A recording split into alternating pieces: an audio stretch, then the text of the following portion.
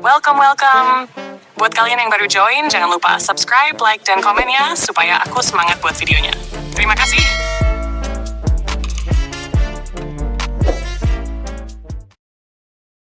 Istri Asisten Pribadi oleh Greya Kras.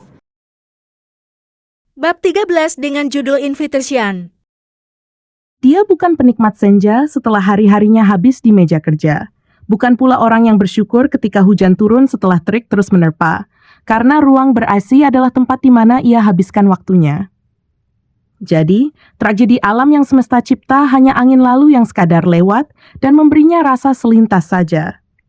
Tapi setelah berminggu-minggu berlalu, dapat ia lihat bahwa jingga sore bisa menjadi hal yang begitu indah dan hujan bak berkat setelah panas menyengat. Ternyata dunia masih semenarik ini setelah bertahun-tahun waktu ia habiskan hanya untuk memikirkan apa yang akan ia kerjakan besok dan kemana harus ia bagi pendapatan yang sudah membeli seluruh waktu yang ia miliki. Jemima tak tahu jika ada masa di mana dirinya akan bergerak keluar dari rotasi, menciptakan indahnya sendiri tanpa harus menaruh target atau melampaui ekspektasi. Namun seperti manis yang dinikmati setiap hari, rasa jemu pun melilit seperti belenggu. Tak melakukan apapun, seolah dunianya berhenti di sini. Menatap hamparan sawah yang terbentang, mengukir tanah dengan jemarinya yang ingin kembali menari di atas keyboard, atau melukiskan karya berbentuk kata-kata, neraca, dan tabel-tabel yang membuat pusing. Jemima merasakan hampa setelah secuil waktunya dari 10 tahun yang ia habiskan untuk bekerja, ia pakai untuk tak melakukan apa-apa. Ternyata apa yang pernah tampak indah di bayangannya dulu, tak semenarik kenyataan ketika ia realisasikan.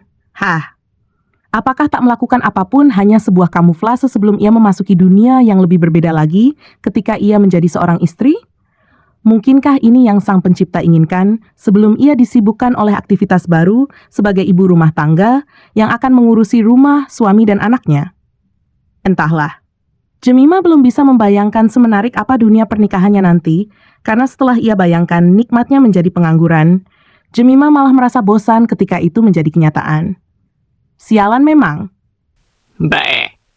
Bola mata bergulir ke atas saat mendengar teguran dari arah belakang. Jemima menoleh dan dapati Jenar yang entah sejak kapan menghampiri dirinya, yang berusaha untuk membunuh rasa jenuh dengan duduk sendiri di bawah pohon kelapa yang ditanam sang ayah di pinggir sawah milik mereka. Sawah yang berhasil dibeli menggunakan uang Jemima setelah 5 tahun menjadi budak korporat. Dicari dari tadi, kiranya di sini. Tersenyum tipis pada Jenar yang jarang sekali bisa menemani ia karena masih sibuk kuliah. Jemima lalu menunduk kembali, menatap tanah yang terdapat ukiran abstrak buatannya. Ngapain toh? Dengan aksen medok yang khas, Jenar bertanya. Ndak ada. Jemima hela napasnya dengan hentak cukup kuat. Mbak, malam ini Mas Darya datang toh? Berhenti mengukir-ukir tanah kering di sekitarnya, Jemima lantas menatap Jenar kembali yang membagi senyum begitu cerah. Dia pelin lagi, cie. Jemima mengangkat kedua sudut bibirnya. Darya, pria yang ternyata tak jauh lebih tinggi darinya itu, entah mengapa tak seperti yang Jemima bayangkan. Lagi-lagi dikecewakan oleh ekspektasi. Bersama pria yang selalu nggah-nggih, iya-iya saja, seolah tak punya pendirian, rupanya membosankan juga ya. Apalagi sepanjang pertemuan mereka yang hanya 2 kali saja dalam 1 minggu, selalu Jemima isi dengan celotehnya saja. Dan Darya hanya mendengarkan dengan senyum terkulum. Apa Jemima masih harus berharap lagi jika kelak dunia pernikahannya tak semembosankan masa-masa penganggurannya? Entahlah. Tapi kata Jenar, Darya hanya pemalu saja dengan orang baru. Karena ketika di rumah, pria itu tak sependiam yang Jemima lihat. Apa mungkin benar begitu?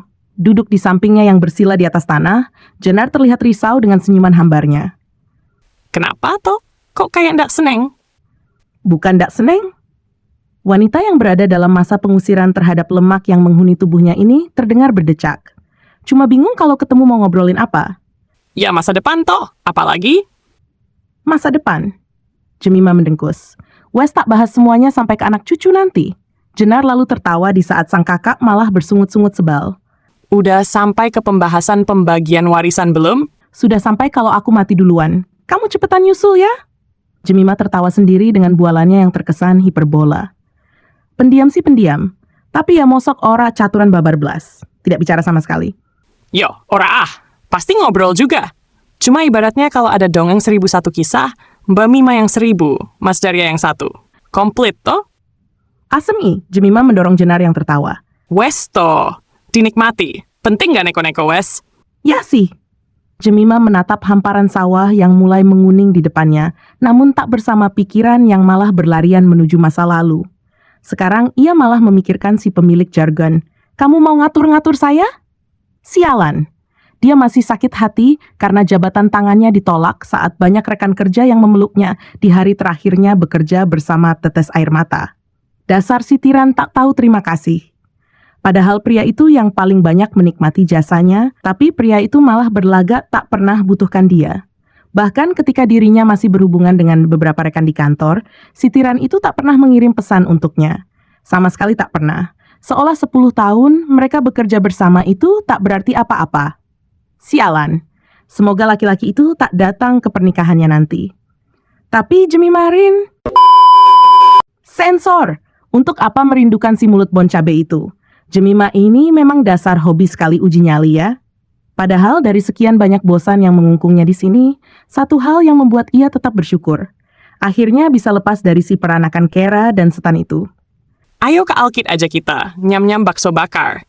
Mbakmu ini lagi diet ya, Jenaang. Memelesetkan nama adiknya, Jemima mendorong kepala gadis yang memiliki postur wajah seperti dirinya ketika tubuh masih langsing dulu. Alah Mbak, Jenar lalu berdiri. Wong diet kok sibuk mikirin self-reward tiap minggu, 6 hari gayanya ngurangin makan, olahraga rutin, minggunya balas dendam. Cerewet sekali bocah ini. Ikut berdiri sambil menepuk-nepuk pantatnya yang terasa lembab dan kotor, Jemima mendorong kepala adiknya lagi. Jika ayahnya melihat ini, ia pasti kena marah. Tapi di sini hanya mereka berdua saja kan? Jadi Jemima merasa senang sekali bisa menganiaya si bungsu yang sangat dekat dengannya ini. Tapi turun ya. Berapa? 7 minggu loh di sini. Nikahnya tinggal 2 minggu lagi. Turunnya berapa Mbak Jam? Brut! Kali ini tak sekadar mendorongnya, Jemima memukul kening Jenar yang tertawa terpingkal. Jam? Saru nggak bagus. Salahin ibu to yang ngasih nama pakai unsur saru.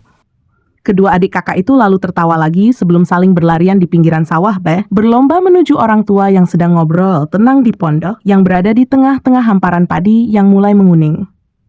Jemima adalah pembohong.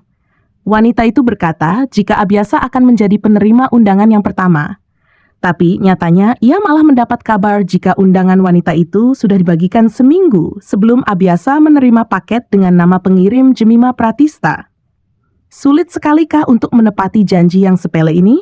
Karena sesungguhnya Abiasa tak suka jika sebagai orang yang hampir 10 tahun terakhir ini menjadi penyokong wanita itu.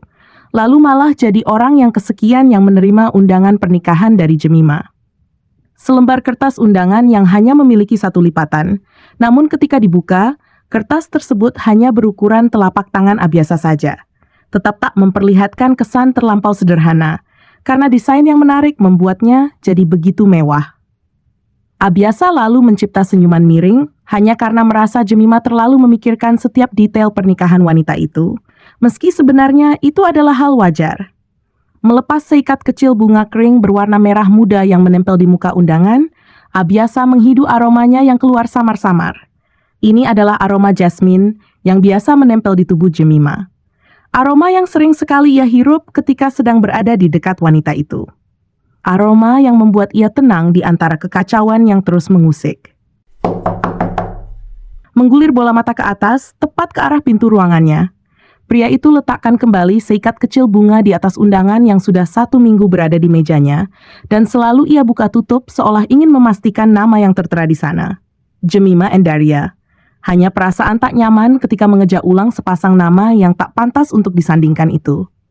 Menyugar rambutnya ke belakang, bersama tatapan tajam menyalang, Abiasa yang tak pernah tampakkan perubahan dalam dirinya, meski telah ditinggalkan oleh Jemima, dan hingga kini tak ada siapapun yang menempati meja kerja mantan asisten pribadinya yang tetap ia biarkan dalam posisi yang sama seperti ketika Jemima pergi, menarik undangan dari atas meja, lalu meremasnya kuat sebelum benda itu menjadi onggokan sampah, bersama kertas-kertas tak berguna lainnya. Masuk. Ia persilakan orang yang mengetuk pintu untuk masuk ke ruangannya yang terasa sepi. Sebenarnya dia dan Jemima pun tak seintens yang orang kira karena mereka hanya berbicara hal-hal penting saja. Andai pun ada hal di luar pekerjaan yang mereka perbincangkan, itu hanya beberapa menit saja dari sekian jam mereka bersama. Tapi meski begitu, ruangan ini tetap terasa lebih hidup ketika hela napas mereka saling bertemu di udara, mengisi kekosongan ketika mereka sedang begitu fokus bekerja. Hela napas Jemima yang ingin ia dengar dari dekat. Lebih dekat, sangat dekat, hingga ia merasakan belayan dari hela napas itu. Seperti saat ia habiskan malam di kos milik Jemima. Bapak, Pardeham mendengar panggilan dari Tia yang datang bersama Fatma ke ruangannya. Abiasa menatap dengan alis terangkat kedua orang rekan kerja beda divisi ini. Kenapa? Segera mendekat dan duduk di satu kursi yang ada di depan meja kerja Abiasa, sementara Tia berdiri di samping Fatma. Dua orang yang ia tahu dekat dengan Jemima itu saling pandang dengan mimik gelisah, sebelum keduanya menatap Abiasa lagi setelah kode saling bicara tanpa suara itu selesai. kata Budana, pengajuan cuti kami ditolak. Kenapa ya, Pak? Sebagai orang yang berada di divisi personalia, Fatma menjadi juru bicara sementara Tia yang berdiri terus meringis was-was, takut Abiasa memarahi aksi nekat mereka yang malah mempertanyakan titah atasan. Alasan cutinya tidak termasuk dari peraturan. Dua rekan di depannya itu lalu saling pandang sebelum kembali menatap Abiasa dengan binar penuh harap. Tapi kan, Pak, itu pernikahan Jemima. Kami nggak enak kalau... Mau pernikahan Jemima atau pernikahan saya sekalipun, kalian tidak bisa seenaknya mengajukan cuti seolah kedatangan kalian berpengaruh untuk pernikahan itu. Abiasa langsung menginterupsi ucapan Fatma dengan nada ketus seperti biasanya. Tapi, Pak! Apa kalau kalian tidak datang, Jemima akan batal menikah? Tia dan Fatma lalu hanya diam mendengar tanya retorik itu. Apa kehadiran kalian sama pentingnya dengan pawang hujan? Abiasa lantas mendengkus kejam. Pawang hujan saja tidak penting. Saling pandang kembali, Fatma dan Tia pun merengut dengan pundak merosot lesu. Atau kalian bisa sesak napas seperti ingin mati kalau tidak datang ke pernikahan Jemima? Ya ampun. Atasan mereka yang bernama Abiasa, yang sikapnya lebih buruk dari iblis penjaga neraka ini, membuat keduanya menahan umpatan kasar. Uang ongkos kalian lebih dibutuhkan daripada kedatangan yang hanya membawa kado selusin gelas? Si brengsek ini. Tia sudah mengepalkan sepasang tangan di sisi tubuh hingga urat bertonjolan di punggung tangan. Taruh saja ke meja saya apa yang mau kalian berikan. Tidak perlu berterima kasih karena saya harus repot-repot membawa semua bingkisan itu. Jadi itu saja. Sekarang, silakan keluar. Memang dasar dakjal. Tia sekarang memaki dalam hati sedangkan Fatma hanya bisa mengelus dada. Bos mereka memang benar-benar seorang tiran. Di grup WhatsApp Pejuang Kebebasan, Si Dajjal nggak ngasih kami cuti. Sialan! Kampret! Setan! Udah dibilang juga nggak usah mencoba mencari peluang. Sakit hati kan? Tapi keterlaluan sumpah itu si mulut neraka. Gue kadang mikir kok Jemima kuat ya 9 tahun lebih jadi asisten tuh orang. Mim, lo masih waras kan ya? Hey everybody, ada apa aneh? Kok masih siang cerah bersinar terang bersama kicau burung yang terbang, tapi di grup ini rasanya begitu padam. Apa-apa kalian membicarakan siapa? Siapa yang dajal? Tolong sebutkan namanya. Lo gue sumpahin balik ke sini ya, Mim. Jahat, ih. Si Dajjal tuh yang nggak sudi gue sebut namanya nggak ngasih kami cuti. Padahal mau lihat kehebohan lo pakai kebaya bludru item itu. Ih, cantik banget pasti. Si anak Dajjal itu merusak segalanya. Cap. Kalian niat datang aja gue udah seneng kok. Lagian gue udah bilang, kagak bakal dikasih izin kecuali tensi darah lo di bawah 50. Mati, shalala. Kami nggak bisa datang nih, Mim. Beneran nggak apa-apa. Nggak apa-apa dong. Gue kan malah mewanti-wanti kalian kalau kemungkinan nggak akan dikasih izin. Tapi si bapak ahli neraka itu datang, Mim. Katanya dia mewakili kami semua. Jangan lupa sajikan secangkir kopi beserta sianida ya.